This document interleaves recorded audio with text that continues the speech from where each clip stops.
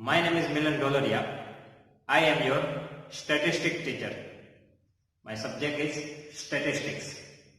Before that, first of all, many congratulations to all of you, because जो previous year 10th standard Gujarat board का result है वो हम सबको पता है कि 60%, बट वो 60% में आप हो, इसके लिए आपको बहुत बहुत कॉन्ग्रेचुलेशन।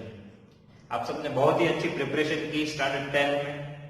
स्पेशली जो मैथमेटिक्स का पेपर था उसमें बहुत स्टूडेंट्स फेल भी हुई, बट आपने प्रिपरेशन अच्छी की और आज आप पास होकर स्टैंडर्ड 11 कॉमर्स में एंटर हुए हो। उन सब के लिए आपको बहुत बहुत धन्यवाद, बहुत बहुत शुभकामनाएं। ओके, और हमें ये उम्मीद है कि जैसी प्रिपरेशन आपने स्टैंडर्ड 10th में की है उससे भी कई अच्छी प्रिपरेशन आप स्टैंडर्ड 11 एंड 12th में करोगे। इसके पीछे एक रीजन भी है। जब हम स्टैंडर्ड 10 में होते हैं, जब हम सभी सब्जेक्ट्स पढ़ते हैं, उसके अकॉर्डिंग हम थोड़ा डिसाइड करते हैं, राइट। दैट मींस हमें साइंस थोड़ा कम पसंद है, मैथ्स भी थोड़ा हमारा वीक है, तो हम कॉमर्स में जाए। और जिन लोगों को मैथ्स साइंस पसंद होता है ज्यादा, वो लोग ऐसा सोचते हैं कि हम साइंस की ओर आगे बढ़े, ओके। और जिन लोगों का इंटरेस्ट डिफरेंट होता है वो लोग आर्ट्स भी सिलेक्ट करते हैं। बट अब क्या है कि अब आपकी जो मनपसंद चीजें हैं उसमें आप आए हो। मतलब आपने ये सोचा कि हमें साइंस थोड़ा कम पसंद है, मैथ्स थोड़ा कम आता है, हम कॉमर्स में जा रहे हैं। बट एक चीज ये है, यदि आप ये सोच रहे हो कि मैथ्स आपका खत्म हो गया, तो कहीं ना कहीं आप रॉन्ग हो, क्योंकि कॉमर्स में भी दो सब्जेक्ट है, स्टेट और अकाउंट। दोनों ही मैथमेटिक्स से रिलेटेड टॉपिक है, सब्जेक्ट है। वैसे तो ये दोनों ही मैथमेटिक्स के पार्ट्स हैं। हाँ, एक चीज है कि ये दोनों सब्जेक्ट बहुत ही इजी है एज कंपेयर टू मैथ्स, क्योंकि ये पूरा मैथ्स नहीं है, एक उनका एक स्पेसिफिक पार्ट है।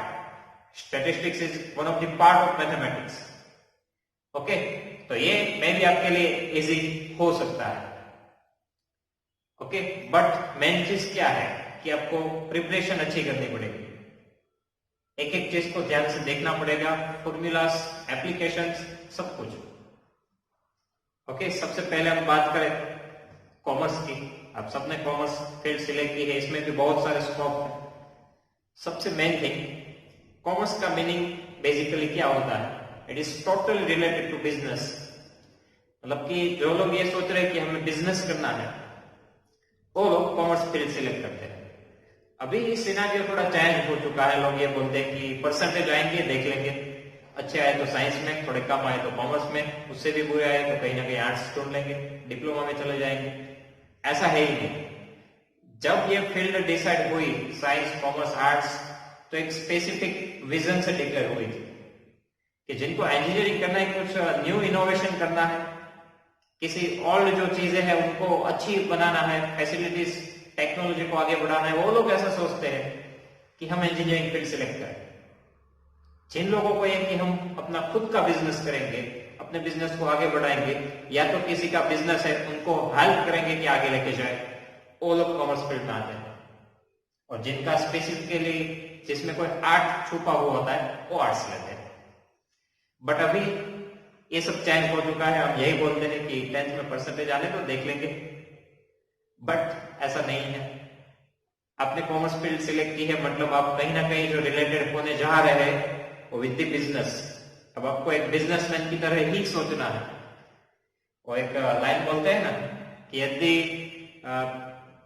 मतलब वर्कर्स की तरह सोचोगे तो वर्कर्स ही बनोगे, बिजनेसमैन की तरह सोचोगे तो बिजनेसमैन बनोगे। यहाँ पे आप सबको जो सोचना है वो अपने आप को एक बिजनेसमैन लेके ही चलना है। बहुत सारे न्यू सब्जेक्ट भी आएंगे कॉमर्स में। All the subject are related to business. हाँ, लैंग्वेज सब्जेक्ट भी है, गुजराती, इंग्लिश, बिकॉज कहाँ पे आपका बिजनेस ग्रोथ होगा वो भी तो देखना है। आप ये तो सोच के नहीं चलोगे कि मेरा बिजनेस ओनली गुजरात में ही चले। आपको आउटसाइड भी जाना है, इंग्लिश भी सीखना पड़ेगा। और गुजरात में जब हो तो गुजराती तो आपको आनी ही चाहिए। तो साथ में तो लैंग्वेज सब्जेक्ट भी है जो आपको कम्युनिकेशन सिखाएंगे, लैंग्वेजेस सिखाएंगे। बाकी के सभी जो सब्जेक्ट्स है उनका डिफरेंट रोल है। कोई आपको इकोनॉमिक्स करके सब्जेक्ट है, अकाउंट है, मतलब कोई भी बिजनेस है वहां पे आप अकाउंट तो रखोगे, राइट? कितना प्रॉफिट हो रहा है, कितना लॉस, कहां पे कितना पैसा जा रहा है, कहां से कितना आ सकता है, ये सभी अकाउंट है। स्टैटिस्टिक्स, जो आप स्टडी करोगे किसी बिजनेस के बारे में, वो है स्टैटिस्टिक्स। आई थिंक आप लोगों ने एक और जगह भी ये वर्ड सुना होगा, यदि आप कोई गेम खेल रहे हो, स्पेशली बॉयज को ज्यादा इंटरेस्ट रहता है क्रिकेट में, क्रिकेट की कोई गेम खेलते हो या फिर आईपीएल वैसे कुछ भी देखते हो, तो एक वर्ड लिखा होता है स्टैटिस्टिक्स। दैट मीन्स सबसे मोस्ट रन पे कौन सा बैट्समैन है, किस बैट्समैन ने सबसे ज्यादा रन बनाए हैं, किस बॉलर की सबसे ज्यादा विकेट है, राइट? अदरवाइज किस ओवर में कितने रन आए, किस रन रेट से जा रहे हैं, इन सब के ऊपर एक वर्ड लिखा होता है स्टैटिस्टिक्स। आप कोई गेम खेलोगे उसमें भी एक ऑप्शन हुआ स्टैटिस्टिक्स, मतलब आपका बैट्समैन कितने रन पे पहुंचा है, कहां पे पहुंचा है, कितना ग्रोथ है, ये सभी जो डिटेल्स है वो कौन देता है? हमारा सब्जेक्ट स्टैटिस्टिक्स। इसलिए इसको सीखना बहुत जरूरी है। मैथ्स के बारे में भी हम पहले से बात करते आए हैं कि maths is everywhere, there is no single field in which mathematics is not there. Okay, mathematics is everywhere, सभी जगह पे मैथमेटिक्स का यूज है ही। वैसे ही स्टैटिस्टिक्स भी कुछ ऐसा ही है, बहुत सारी ऐसी फील्ड है जहां पे स्टैटिस्टिक्स कहीं ना कहीं है ही। मतलब आप फैमिलीज के बारे में सोचो, कितने मेंबर्स बढ़ते हैं, उस हिसाब से जो आपका एक्सपेंसेस है वो भी बढ़ते हैं, राइट? सेविंग्स कम होती है, हाँ, यदि कमाने वाले ज्यादा हो तो फिर से आप सेविंग को इंक्रीज कर सकते हो। ये सभी कहीं ना कहीं जो जुड़ा हुआ है वो स्टैटिस्टिक्स ही है। बैंक में आप जा रहे हो, वहां पे इंटरेस्ट रेट देख रहे हो, अपना अकाउंट्स चेक कर रहे हो, ये सभी क्या है? It's all about the numerical value, it is statistics. Gujarati में इसको आंकड़ा शास्त्र बोला जाता है, मतलब जो नंबर के साथ जुड़ा हुआ है वही, जो आपको बहुत सारे नंबर्स दिखाता है, आपको दिखाता है कि कितना ग्रोथ है, कितनी प्रोग्रेस है। ये सभी चीज जब भी आप देखना चाहो वहां पे यूज किसका रहता है? स्टैटिस्टिक्स का। ऐसी बहुत सारी फील्ड है, आप गिनते ही जाओ, इन सब में स्टैटिस्टिक्स का कहीं ना कहीं यूज है ही। काफी बार हम ये भी सोचते हैं कि हम जो पढ़ रहे हैं उसका यूज क्या है, आगे बिजनेस में तो इसका कुछ यूज है ही नहीं, तो हम क्यों पढ़ रहे हैं? एक्चुअली जो भी चीजें आप पढ़ रहे हो उन सब का पार्टिकुलर यूज है ही, और बहुत सारे यूजेस आप कर भी रहे हो बट आपको पता भी नहीं है। आप जब भी गाड़ी की स्पीड देखते हो, एवरेज निकालते हो, ये सब क्या है? मैथमेटिक्स। आप ये सोचते हो कि इन सब के ये वर्ड प्रॉब्लम्स कहां पे यूज होंगे, वहां पे यूज होते हैं और आप करते भी हो। मतलब एक सिंपल से चीज ले लो, 100 रुपीज की 10 नोट्स हमारे पास है, तो हम सीधा क्या बोलते थे? कितने मनी है हमारे पास? 100 रुपीज की 10 नोट है, तो हम सीधा बोलते हैं कि 1000 रुपीज है। It is one type of concept of direct proportion. This is the chapter in standard 8। सो इन सबका कहीं ना कहीं यूज है ही और हम कर भी रहे हैं। ओके, तो स्टैटिस्टिक्स के बारे में आप I think already 7th standard से पढ़ रहे हो। 7 and 8 standard chapter name is data handling, which is totally statistics. In 9 and 10 chapter number 14 statistics, वहां पे भी आप statistics थोड़ा बहुत पढ़ के आए हो, बट वो statistics आप कैसे पढ़ के आए हो? आप जनरली ये देख रहे हो कि फॉर्मूलाज क्या है, वो सब अपने एप्लीकेशंस के बारे में सोचा ही नहीं है। उसके साथ प्रोबेबिलिटी भी जुड़ी हुई है, हम ओनली क्वेश्चन सॉल्व करते हैं, बट एप्लीकेशन वो जो डिटेल में चीजें है वो आप सभी यहाँ पे देखोगे। और अब तक जितना भी स्टैटिस्टिक्स आप पढ़ के आए हो उन सबका कॉम्बिनेशन यहाँ पे है। Okay, so be ready. और इस सब्जेक्ट की एक खासियत ये भी है कि बहुत ही इजी सब्जेक्ट है, आपको फॉर्मूलास पे ज्यादा डिपेंडेंट रहता है।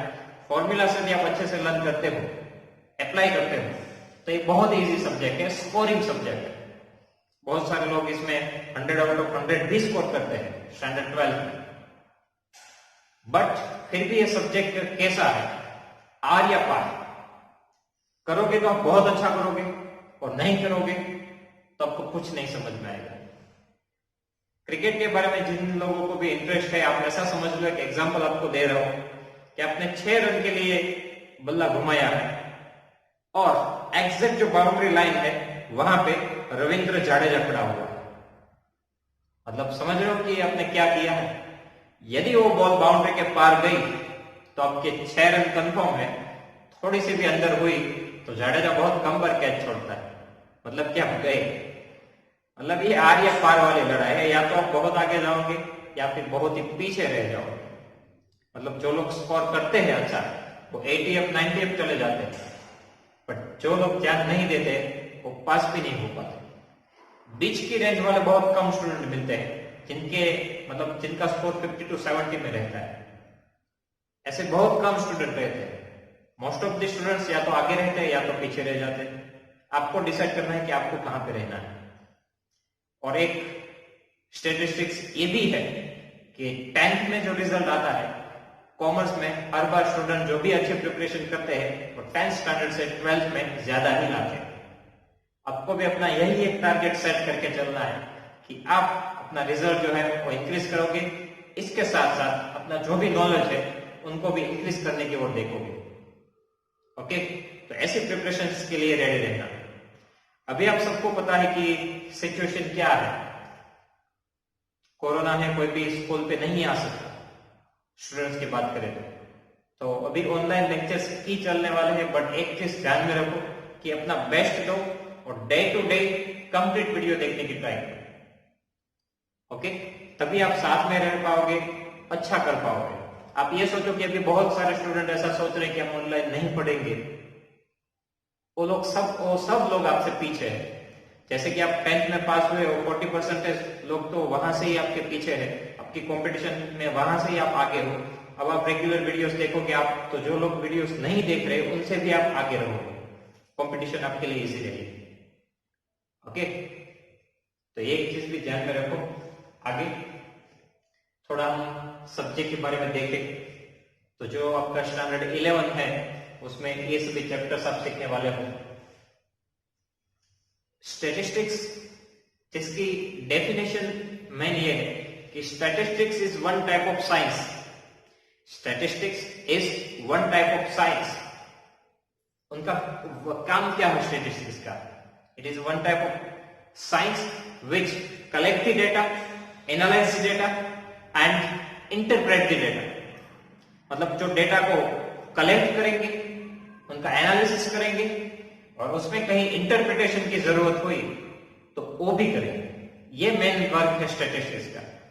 कोई भी बिजनेस आप जब भी स्टार्ट करने की और सोचते हो, आपको क्या दिमाग में होना चाहिए कि पहले तो आप ये देखते हो कि इस जो बिजनेस हम सोच रहे हैं उसकी मार्केट में डिमांड क्या है और कितने लोग ये बिजनेस चला रहे हैं, उनकी कंपनी का प्रोडक्शन क्या है, कितना प्रॉफिट वो अर्न कर रहे हैं, कितने वर्कर्स है, ये सभी जो डेटा है वो आप कलेक्ट करते हो। या आगे आप सोचो तो ये देखोगे कि किन किन आइटम्स की जरूरत आपको है, क्या क्या आपको अपने बिजनेस के लिए चाहिए, कितने वर्कर्स चाहिए, कितना स्टाफ चाहिए, कितना मटेरियल चाहिए और प्लस ये सभी चीज जब स्टार्ट होती है तब इन सभी चीजों में यही है कि हम डेटा अलग अलग जगह से कलेक्ट करते हैं कि कौन सी कंपनी क्या कर रही है, उस हिसाब से हम अपना बिजनेस सेटअप करते हैं। राइट? तो सबसे पहला जो काम है वो क्या है कि कलेक्शन ऑफ डेटा। वही हमारा फर्स्ट चैप्टर है कि डेटा को कलेक्ट कैसे कैसे कर सकते हो, कहां से कर सकते हो, कौन कौन सी मेथड है, कौन सी मेथड टाइम कंज्यूमिंग है तो कौन सी मेथड इजी है, एक्सपेंसेस कम है। ओके, ये सब भी हम देखेंगे, वो है कलेक्शन ऑफ डेटा। स्टैटिस्टिक्स में जनरली कार्ल पियर्सन का बहुत बड़ा योगदान है। मतलब कार्ल पियर्सन है, फिशर है, गॉस है, ये सब जब भी फ्री बैठे थे तब स्टैटिस्टिक्स के बारे में ही सोच रहे थे, हमारी बुक्स ही वो बना रहे थे। मतलब उन लोगों ने जीवन भर जो भी काम किया है वो मोस्ट ऑफली हमारे सब्जेक्ट के लिए ही किया है। तो वही है first of all collection of data. हालांकि जो फिशर है उनको तो फादर ऑफ स्टैटिस्टिक्स सिंबल दिया, टैगलाइन दी गई है, वो हमारे फादर ऑफ स्टैटिस्टिक्स बोला गया है फिशर को।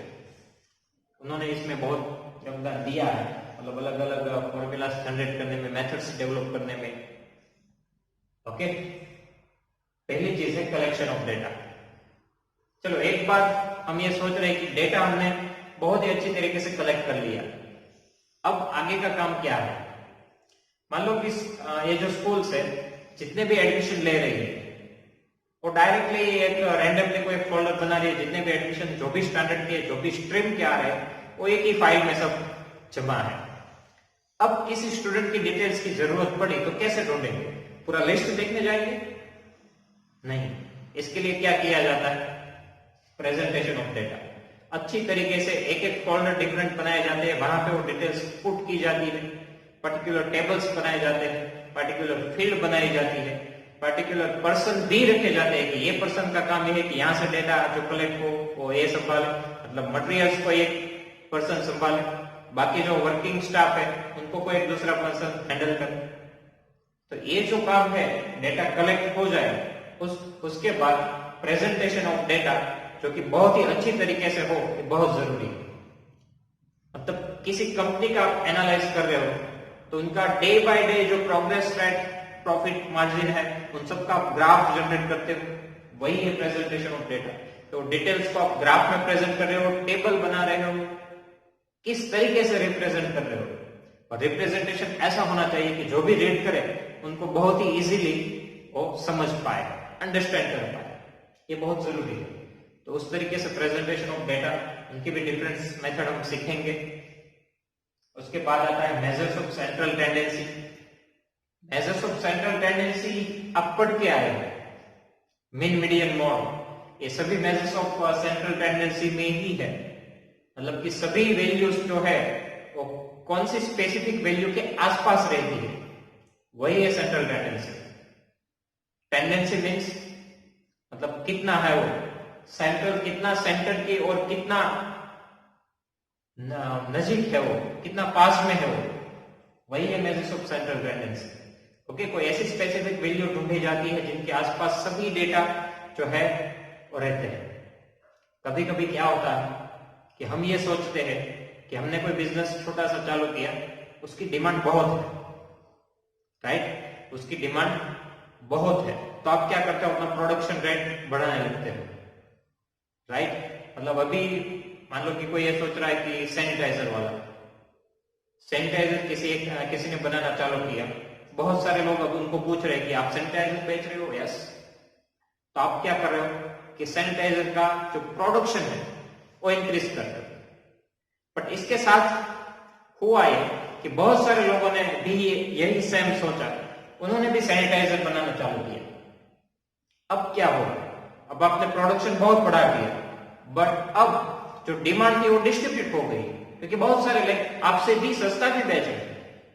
तो क्या होगा कि आपका जो स्टॉक है वो ऐसे ही पड़ा रहेगा।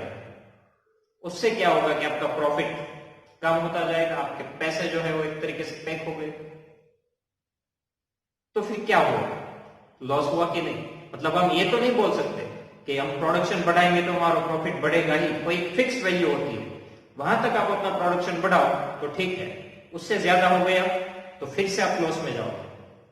तो ऐसी जो वैल्यूज होती है वो डिसाइड की जाती है। सेंट्रल टेंडेंसी क्या है? वो है मेजर्स ऑफ सेंट्रल टेंडेंसी। उसके बाद क्या है? Measures of dispersion. अब जो भी वैल्यूज है वो सेंट्रल टेंडेंसी से कितनी रिफ्लेक्ट हो रही है, कितनी दूर जा रही है, कितना डेविएशन आ रहा है, क्योंकि उन सबको सेंट्रलाइज करना भी तो जरूरी है, वरना तो बिजनेस में एक्सपेंसेस बढ़ते ही जाएंगे। वो सभी हम यहां पे सीखेंगे। Measures of dispersion. Skewness of frequency distribution थोड़ा इससे रिलेटेड है कि बहुत सारी जो चीजें हैं, प्रोडक्शन रेट जो भी है वो सभी सेंट्रल टेंडेंसी से कितना दूर जा रहा है, वही एक कोएफिशिएंट देता है, जिस कोएफिशिएंट से आप डिफाइन कर सकते हो कि आपका रिलेशन कितना दूर जा रहा है, कितना पास आ रहा है। वो चीजें आप यहां पे सीखोगे। ओके, उसके बाद जो नेक्स्ट है permutation, combinations and binomial expansion. ये सभी चीजें कैसी है कि किसी चीज को आप अरेंज करना चाहते हो तो how many ways you have to arrange that things, it is called permutation. कितनी तरीके से आप अरेंजमेंट कर सकते हो वो आपको सिखाएगा परम्यूटेशन। कॉम्बिनेशन यूज होता है चॉइसेस के लिए। आपके आपके पास बहुत सारे पीपल है, यदि आपने कोई इंटरव्यू जनरेट किया, बहुत सारे लोग आएंगे कि हमें जॉब चाहिए, हमें जॉब चाहिए, आप किसको दोगे? आपके पास चॉइसेस कितनी है। जो भी पर्सन 1 by 1 आएंगे उसमें डिफरेंट डिफरेंट क्वालिटी होती है। कोई बोलता है कि मैं ये कर सकता हूं, तो कोई दूसरी आके बोलेगी मैं ये भी करूंगी और ये भी करूंगी, आप इतने में मैं दोनों ही कर दूंगी। तो फिर हमारा मन थोड़ा ऐसा होता है कि इनको तो 2 काम आते हैं, इनको चॉइस दे। कोई तीसरा पर्सन आता है जिसके पास कुछ और डिफरेंट क्वालिटी होती है, वहां पे आपके पास बहुत सारी चॉइसेस थे कि आप किसको सिलेक्ट करोगे। How many choices you have, that is combination. कितनी तरीके से आप सिलेक्ट कर सकते हो जिससे आपका बेनिफिट हो, वो आपको कॉम्बिनेशन सिखाएगा। बाइनोमियल एक्सपांशन में किसी चीज कोई भी न्यूमेरिकल डेटा है उसको एक्सपांड कैसे कर पाओगे, कैसे इजीली आप वो वैल्यूज फाइंड कर पाओगे, वो है बाइनोमियल एक्सपांशन। मतलब आप अब तक जो पढ़ के आए हो a plus B whole square, a minus B whole square, a plus B whole cube, वैसे ही एक्सपोनेंट ज्यादा हुई तो वो आपको सिखाएगा बाइनोमियल एक्सपांशन। ओके, उसके बाद है सैंपलिंग मेथड। ये बहुत ही जरूरी है, sampling method. Right now corona warriors क्या कर रहे हैं? कोई भी सोसाइटी में जा रहे हैं, सबको चेक कर रहे हैं? नहीं, कुछ सैंपल्स ले रहे हैं। उन्होंने फिक्स किया हुआ है कि एक जगह से हम 10 सैंपल लेंगे। उसमें भी उन लोगों ने बहुत अच्छे से डिफाइन किया हुआ है कि हम क्या करेंगे, ज्यादा से ज्यादा ट्राई करेंगे कि 50 ईयर्स से जो जिनकी एज ज्यादा है उनको हम पहले सिलेक्शन देंगे, क्योंकि उनमें कोरोना होने के चांसेस सबसे ज्यादा है। तो ये लोग सैंपल लेते हैं, उसमें ज्यादा से ज्यादा वैसे ही लोगों को सिलेक्ट करते हैं जिनमें चांसेस ज्यादा है। और क्या डिक्लेयर करते हैं, मान लो कि सोसाइटी में से 10 सैंपल लिए या कोई फ्लैट में से 10 सैंपल लिए पूरी बिल्डिंग में से, उसमें से कोई भी कोरोना पॉजिटिव नहीं है, तो लोग क्या ऐसा सोच के मानते हैं कि इस पूरी बिल्डिंग में कोरोना नहीं है, क्योंकि यदि होता तो कोई एक तो उसके कांटेक्ट में आया ही होता। राइट, ये है सैंपल। मतलब कोई भी सैंपल जो लिया जाता है वो है सैंपलिंग मेथड। अब सैंपल कैसे कैसे लेने चाहिए वो आपको ये सिखाएगा। कौन कौन सी मेथड है, कौन सी मेथड अच्छी होगी, किस सिचुएशन में अच्छी होगी, ये है सैंपलिंग मेथड। सबसे इंपॉर्टेंट चीज ये है कि सैंपल जो भी लिया जाए वो अच्छे से अच्छा लिया जाए। ओके, कोई मान लो कि प्रिंसिपल सर आ रहे हैं, अब वो सीधा के कोई मतलब जिनको बहुत कम आता है वैसे स्टूडेंट को खड़ा करके पूछेंगे और वो आंसर नहीं दे पाएगा, तो वो क्या एज्यूम करते हैं, भाई टीचर्स ने अच्छे से नहीं पढ़ाया। ओके, ये क्या हुआ, जो सैंपल लिया गया था वो कुछ उसी टाइप का था। मान लो कि उसी जगह पे कोई जो अच्छा पढ़ने वाला बच्चा है उनको खड़ा करके बोलेगा। अब अच्छे बच्चे तो क्या है कि वो टीचर से भी एडवांस होते हैं, ट्यूशन से बहुत सारी जगह से सीख के आते हैं। यदि शायद वो प्रिंसिपल सर ने कुछ पूछा, उन्होंने ना भी पढ़ा हो, फिर भी उनको आंसर आने के चांसेस है। तो ऐसा सैंपल लिया गया तो उससे भी डिफाइन नहीं होता कि जो टीचिंग एटमॉस्फेयर चल रहा है वो कैसा है। इसलिए अच्छे सैंपल लेना बहुत जरूरी है, जो मतलब पूरी तरीके से आपको पूरी इंफॉर्मेशन देता है। ये तो एक एग्जाम्पल था। कोई भी बिजनेस हो, सैंपल्स आप एम्ब्रॉयडरी में भी देखोगे, वो जो भी ये बिजनेस करते हैं वो सैंपल लेके जाते हैं व्यापारी के पास, ये देखो हम ऐसा ऐसा बना के देते हैं, उसके बेस पे उनको ऑर्डर्स प्रोवाइड किए जाते हैं। राइट, ये है सैंपलिंग मेथड। नेक्स्ट है फंक्शन। जब भी 2 वेरिएबल होंगे, मतलब एक तरफ आपका प्रॉफिट हो, एक तरफ प्रोडक्शन हो, ये दोनों क्या है कि एक दूसरे से रिलेटेड है। प्रोडक्शन बढ़ाने से प्रॉफिट बढ़ता भी है और कभी बार कम भी होता है, तो ये लोग एक दूसरे पे डिपेंडेंट है। अब एक इंक्रीज डिक्रीज होगा, उसकी इफेक्ट दूसरे पे क्या आएगी वो आपको फंक्शन बताता है।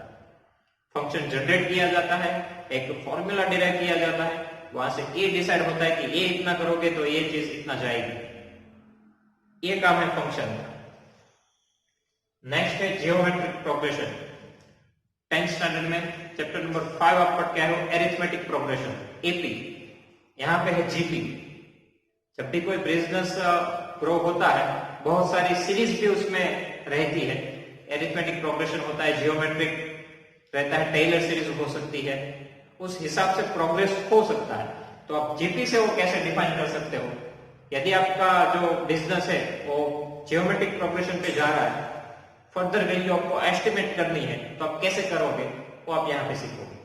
मतलब आप इन फ्यूचर ऐसा दिमाग में लेके चलो कि मान लो कि कोई आपने हाउस लिया है लोन पे, उनकी वैल्यूज आपको प्राइस वैल्यू पता है, लोन आप उस पे लगा रहे हो, लोन के हाउ मेनी जो हफ्ते होते हैं लोन के वो कितने हैं, उस सभी हफ्ते में आप थोड़ा थोड़ा पे करो तो टोटल कितना पे होगा, वो जो एक्चुअल अमाउंट है उसके साथ इक्वल जा रहा है या बढ़ रहा है या कम हो रहा है, बढ़ रहा है तो कितना बढ़ रहा है, या प्री एस्टिमेशन करोगे वो आप जीपी से कर सकते हो।